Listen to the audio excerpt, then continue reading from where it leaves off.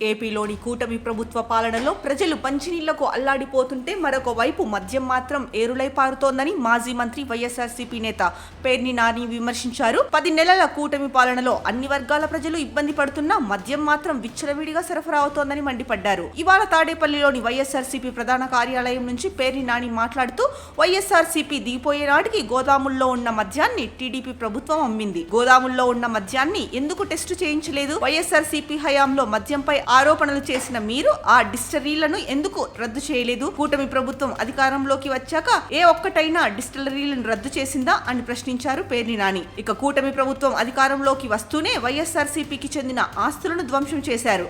కేరళ, బెంగళూరు మద్యం ఏపీలో ఎందుకు ఎక్కువగా అమ్ముడుపోతున్నాయి? కూటమి ప్రభుత్వంలో మద్యం పాలసీ రెడ్ బుక్ రూల్ ప్రకారమే నడుస్తోందా? వేలం పాట పట్టుకో, ఎమ్మెల్యే డబ్బు కొట్టుకో, బెల్ట్ పెట్టుకో అన్నట్లే ఉంది ఏపీలో పాలన. సూపర్ 6 హామీల అమలు లేదు, కానీ మద్యం మాత్రం యథేచ్ఛగా సరఫరా అవుతోంది. బెల్ట్ షాపులుంటే తోలు తీస్తానన్న సీఎం మద్యం ఆఖరికి బడ్డీ కొట్లల్లో దొరుకుతున్నా మాట్లాడడం లేదు ఎందుకు అని ప్రశ్నించారు. ఇక లోకేష్ ని ఉద్దేశిస్తూ మాట్లాడుతూ శుక్రవారం మధ్యాహ్నం డిఫాక్ట్ సీఎం ఏపీలో ఉండరు అని విమర్శించారు. ఇక పవన్ కళ్యాణ్ ని చూస్తే అపరిచితుడిలా కనిపిస్తాడు. కొన్నిసార్లు దశావతారాల్లో కనిపిస్తాడు. తోలు తీస్తా, తాట తీస్తా అంటాడు. ఊర్లో మాత్రం ఉండడు.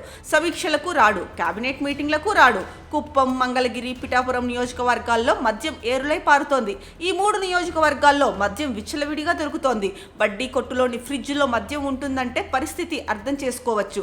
కానీ వీళ్ళ నియోజకవర్గాల్లోని మద్యం ఎక్కడ పడితే అక్కడ దొరుకుతోంది. ఇది రాష్ట్రంలో పరిస్థితి అంటూ పేర్ని నాని ధ్వజమెత్తారు. వైఎస్ఆర్సీపీ హయాంలో వరుసగా 5 ఏళ్లు మద్యం పాలసీపై చంద్రబాబు, పవన్ విషం కక్కారు. చంద్రబాబు, పవన్, లోకేష్ బూటకపు ఆరోపణలతో తప్పుడు ప్రచారం చేశారు. గడిచిన 10 నెలలుగా అదే మద్యాన్ని గ్రామాల్లో ఏరులై పారిస్తున్నారు. గ్రామాల్లో పచ్చ చొక్కాలు మద్యాన్ని పాడికుండలా మార్చుకున్నాయి. వైఎస్ఆర్సీపీ ప్రభుత్వం కల్తీ మద్యాన్ని అమ్ముతోందని విషపు ప్రచారం చేశారు. వైఎస్ఆర్సీపీ ప్రభుత్వం దిగిపోయే నాటికి రాష్ట్ర వ్యాప్తంగా ఉన్న మద్యం నిల్వలను ఈ ప్రభుత్వం రాగానే అమ్ముకుంది. కల్తీ మద్యం అయినప్పుడు మీరెందుకు అమ్ముకున్నారు అని పేర్ని నాని నిలదీశారు. లడ్డూలో పంది కొవ్వు కలిపారని చేసిన తప్పుడు ప్రచారం లాంటిదేనా? అధికారంలోకి రాగానే ఆస్తులు ధ్వంసం చేశారు, తగులబెట్టారు, దాడులు చేశారు. మద్యం కల్తీదో కాదో ఎందుకు టెస్టులు చేయించలేదని ప్రశ్నిస్తున్నా. ఒక్క డిస్టిలరీ మీదైనా చర్య తీసుకున్నారా? రాష్ట్రంలోని 20 డిస్టిలరీలు గతంలో చంద్రబాబు తెచ్చినవే. జగన్ హయాంలో ఒక్క డిస్టిలరీ కూడా తీసుకురాలేదు. కూటమి ప్రభుత్వం రాగానే డిస్ట్రిబ్యూటర్లు ఎందుకు మారారు? కేరళ, బెంగళూరు మద్యమే అత్యధికంగా ఎందుకు అమ్ముడవుతోంది?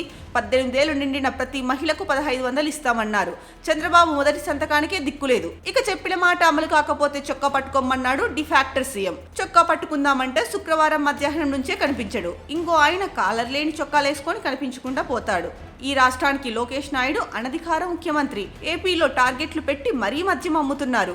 ప్రభుత్వం నిర్దేశించిన దానికంటే 30% అధికంగా అమ్మాలనేదే ఏపీలో మద్యం పాలసీ అని పేర్ని నాని మండిపడ్డారు.